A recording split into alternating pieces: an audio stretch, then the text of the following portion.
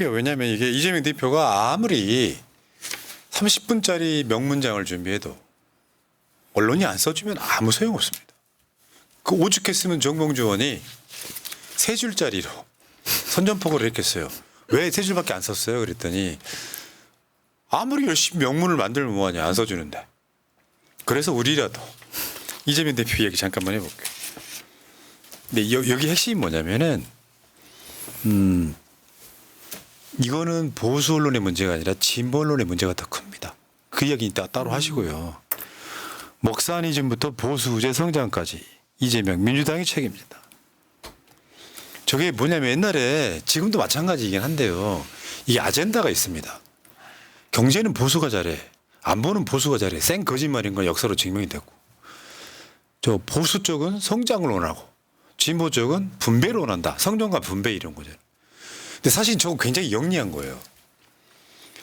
그 자체의 프레임이거든요. 보수는 성장을 시켜. 그래서 기업들한테 지원 막 해주는 거야. 근데 이게 낙수 효과가 없는 게 증명된 것처럼 성장을 해야 분배가 있다는 원리를 깨닫게 된 거예요. 그래서 보수 의제인 성장을 가져왔다는 것은 저거는 사실상 당연한 겁니다. 성장이 안 되고 침체되어 있는 상태에서 복지가 이루어지겠어요? 윤석열은 일부러 저러고 있잖아. 초부자 감세 통해 가지고 나라가 성장도 안 되고 수출도 안 되고 내수도 안 도는데 부자들을 위해서 뭔가 하고 있잖아요. 근데 지금 작년에도 우리나라 성장률 역대급으로 낮았잖아요. 우리 코로나 때 전 세계 성장률 1위 했던 나라예요. 문재인 정부 때. 근데 그것도 사실상 마이너스 성장이었지. 다른 나라들이 막 10% 성장 안 할 때 한국만 가장 적게 마이너스 성장한 거였다고. 근데 저 보수제 성장을 가져왔다는 건 이재명 대표는 진영을 이제 넘어선 거예요, 저거. 혁명적인 사건이라고 이게. 저 먹사니즘이라는 것이 저는 신의 한 수라고 생각하는 게 뭐냐면 윤석열도 그리고 국민의힘도 뭐 민생 경제 타령을 합니다. 근데 그들이 하는 짓은 법인세 깎아주고 건전재정 타령하고 있는데 제가 물어봤어요. 어떤 분한테. 야, 먹사니즘이 뭐니까 뭐야라고 물어보길래 이건 먹고 사는 거에 문제다 그랬더니 자영업 하시는 분이 엄청나게 동의하시더라고요. 왜냐하면 지금은 국민들이 뭐 잘 살고 못 살고 풍요로운 게 아니라 지금 생존의 위기 먹고 사는 게 가장 중요한 게 됐기 때문에 저 먹사니즘의 저 한 단어는 굉장히 매력 있다고 생각합니다. 그러니까 뭐 최근에 이제 그 김건희 이슈덮기인지 모르겠는데 구독자 1,000만 명의 먹방러가 하나 있습니다. 유명한 사람이. 그렇죠. 그 문제가 오늘 뭐 빵 터졌어요. 솔직히 말하면 자괴감 들죠. 새날 같은 입장에서. 먹방 보는 분도 1,000만 명이 되는데 정말 열심히 막 목이 터져라 방송해도 10년 동안 딱 100만 모았어요. 앞에 그거 이거 한번 보여줘봐요. 앞에 보고 계시는 게 골드버튼. 멋쩍입니다. 근데 그거 탓하고 싶진 않아요. 문제는 뭐냐면은 먹고 살기 바빠서 정치에 관심 없는 거예요. 잘 되는 사람은 있잖아요. 잘 되는 사람은 이거 볼 시간이 있어요. 그렇죠. 근데 지금 아무리 민주당을 찍는 사람도 바쁘신 분들이 이걸 어떻게 봅니까? 하루 한 뭐 10몇 시간 일해야 겨우 어느 정도 이렇게 보시는 분들은 이건 못 봅니다. 먹고 사는 집이 중요한 건 당연한 거죠. 진보 보수라고 나누는 것도 프레임이야. 왜 이런 거 있잖아. 김지우한테 진보성도 있겠지만 보수성이 있는 거예요. 사회는 오죽하겠어요?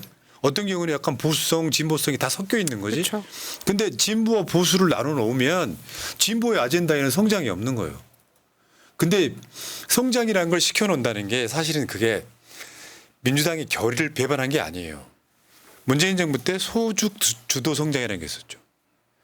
기업들이 낙수 효과가 없으니까 일반 국민들의 소득을 올려주겠다. 소득 주도 성장에 대해서 잘 모르시는 분들이 아직도 많아. 소주성은 실패했다고 생각해요. 뭐냐면 다른 걸 다 떠나가지고 건강보험료 적게 내게 하는 것도 소득 주도 성장 중에 하나예요. 왜? 내가 한 달에 100만 원 벌어요. 근데 건강보험료를 5만 원 내요. 이걸 좀 적게 낸다고 칩시다. 그러면 세금, 세후가 있잖아. 다 털어내고 내가 실제로 쓰는 게 50만 원밖에 안 돼. 근데 이런 것들을 적게 내게 만들어주면 내가 쓸 수 있는 가처분 소득이 올라가는 거예요. 그게 소득 주도 성장이거든요. 지금은 낙수 효과를 바라는 성장은 아니에요. 전체적으로. 그래서 나온 것 중에 하나가 기본사회 이런 거예요. 그렇죠. 말하자면 지금 25만 원씩 주자고 하는 것도 사실은 분배 아젠다가 아니고 성장이 성장해야 아젠다. 된다죠. 분모를 늘리자는 거거든요.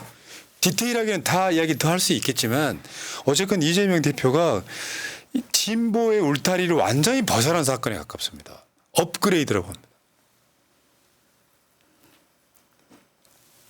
그러니까 먹고 사는 짐이라는 게 사실 뭐 어떻게 보면 정말로 보통 사람들이 잘 먹고 잘 사는 호황기가 있어요. 근데 이런 측면이 있습니다. 개발도상국일 때는 호황기가 옵니다. 개발도상국일 때는 계속 성장하니까 어떨 때는 중국 같은 데 보면 막 20% 성장하잖아요. 한국도 그런 시절이 있었습니다. 초창기 때. 성장이 정체가 되는 상황이에요. 코로나 뭐 이후에. 그리고 자본주의가 아주 극대화되다 보니까 대한민국이 전 세계 10위권에 성장된 나라가 선진국이 됐단 말이에요. 더 이상 뭐가 파고 들어갈 게 없어. 그렇죠. 그러니까 하던 현상 유지라도 해야 되는데 윤석열이 반중국 정책 해가지고 반도체 수출이 확 떨어진다거나 그러니까 계속 정체가 돼서 이렇게 이게 계속되면은 일본처럼 돼요. 20년 장기 저성장 돼가지고 월급이 20년 동안 안 오르는 거예요. 여기에 대한 심각성을 이야기하는 거예요. 근데 이런 것들을 윤석열이는 지금 정반대로 가고 있잖아요. 그래 못 사는 사람들한테 두텁게 주고 부자들한테 세금 깎아주는 원리가 뭐예요 이 새끼. 부자들 상속세 깎아주고 법인세 깎아주고 하는 이유가 부자들이 어려움에 겪으면 기업이 성장을 못해서 국민들이 어려워진다고 생각하는데 거기에 얘가 빠져있는 거잖아. 낙수 효과가 없는데. 그러니까 어제 이야기했던 것 중에 이런 거예요. 앞으로 시대는 AI나 로봇 시대로 간다. 그러면 일자리 줄어들잖아요. 이 최고의 복지 정책은 일자리란 말이 있습니다. 뭘 못 사는 사람한테 뭘 지원해 주는 건 한계가 있어. 좋은 일자리 만들어야 되잖아요. 이런 것까지 종합적으로 설계를 한 진짜 명문장이었어요. 어제 감동했다니까 방송 들어오기 직전에는 그걸 내가 못 봤을 시간이 안 돼가지고 얼기만 알고 있었어. 밤에 한 30분 만에 눈물 났던데. 근데 이거에 대한 구체적인 이야기를 진보 언론이 하지 않는다는 게 문제입니다. 난 그게 더 화나더라고. 어찌 보면 지금도 진보 언론은 그냥 김건희, 윤석열 탄핵 쪽에 집중해서 더 클릭 장사하는 것에 더 집중할 수 있겠죠.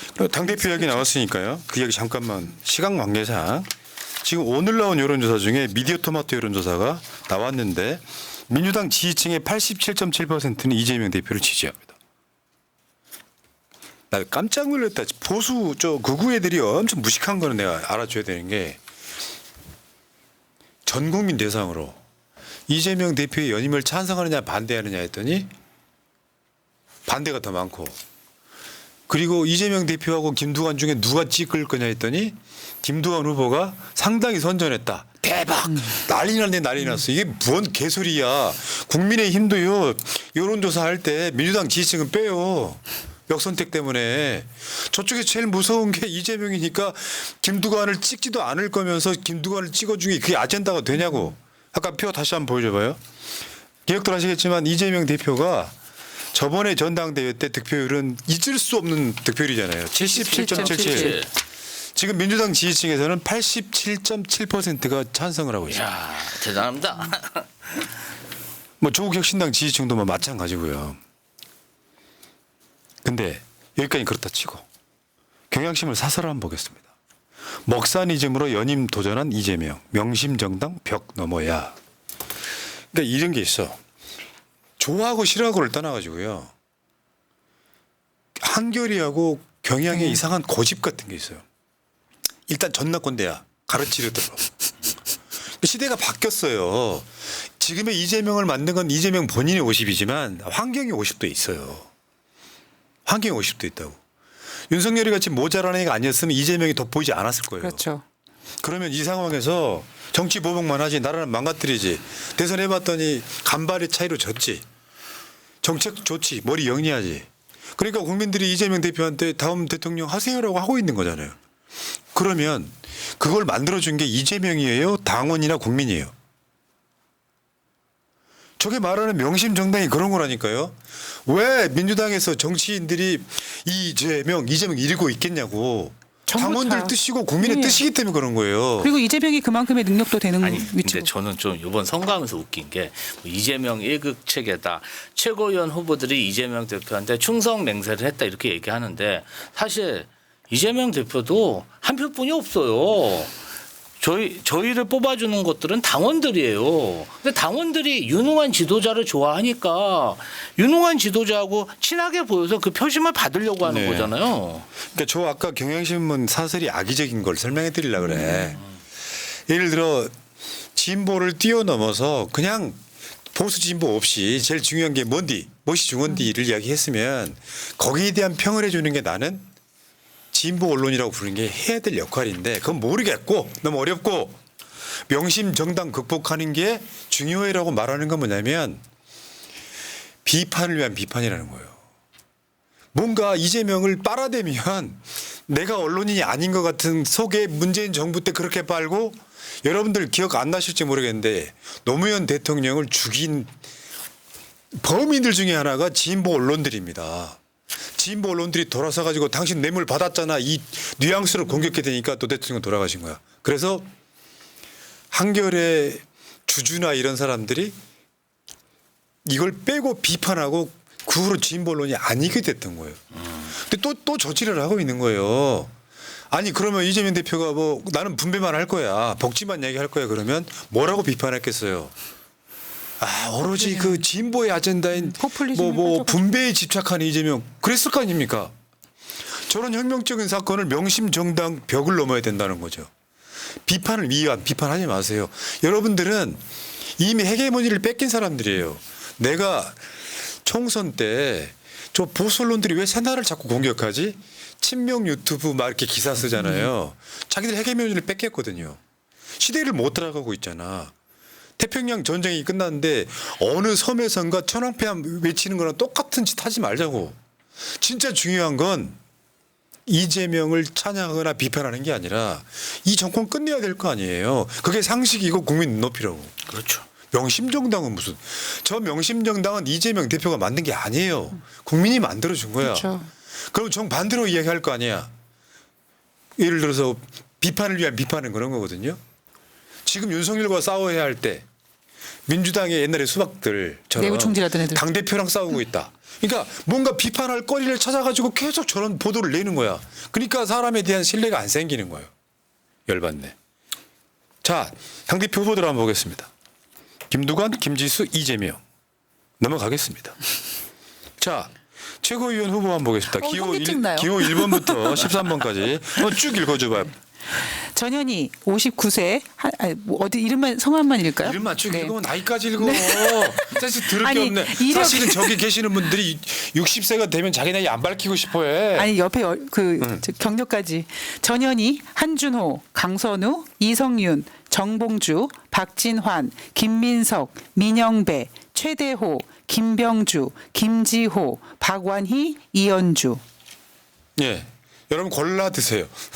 골라 드세요. 다 먹으면 안 돼요. 저 개인적으로 그 일자 2개 있는 분 추천합니다. 아유, 오. 최고지요 김지호입니다. 근데 이번에 알려진 것 중에 하나만 알려드릴게요. 저도 저 과정을 들었기 때문에 좀 알고 있습니다만 예를 들면 계속해서 김민석 의원이 이재명 대표의 이제 러닝메이트. 뭐 파트너처럼 러닝메이트처럼 인식됐던 거는 뭐냐면 이런 거야. 친명 어쩌고저쩌고 막 투사들만 이야기를 하거든요. 지금 최고위원들이 투사 일색이라고만 이야기하잖아요. 그래서 김민석 의원이 민주당의 대표적인 정책통이잖아요. 그러니까 사실은 지금 어제도 저렇게 배석시키는 이유가 딱 이상하게 5명이 배석했더라고. 저게 김제도 있긴 하지. 그러니까 이게 뭐냐면은 실제로 그 투사 윤석열과 싸우겠다만의 아젠다가 아니라 정말로 대한민국 먹고 사는 짐에 대한 심각한 연구를 하고 내가 연임을 하는데 내가 연임해야 되는 이유를 윤석열과 싸우고 싶어서가 아니라 진짜 다음 정권 준비하겠다라는 그래서 대선 출정식을 방불케 했다라는 그 이야기예요. 근데 이런 이야기는 안 하잖아 얘네들은. 부럽거든요. 제가 그 지금 의원실에서 대화하는 사진 요 전에 사진 보면은 제가 이거 하나 정보를 드릴 수 있는데 여기 이재명 대표님이 있고 김민석 의원님이 계시죠. 그 옆에 안경 쓰신 분이 저분이 김남준 정무부실장입니다. 그래서 저랑 같이 근무했던 동료입니다. 그렇지. 그래서 요 사진은 제가 봤을 때는 뭔가 좀 정책 관련해서 굉장히 긴밀하게 네. 얘기하는 그런 사진인 것 같습니다. 자, 여기까지요. 어쨌건 지금 좀 진보 언론이라고 불리는 자들이 좀 이상함. 네. 자, 1부 마치겠습니다.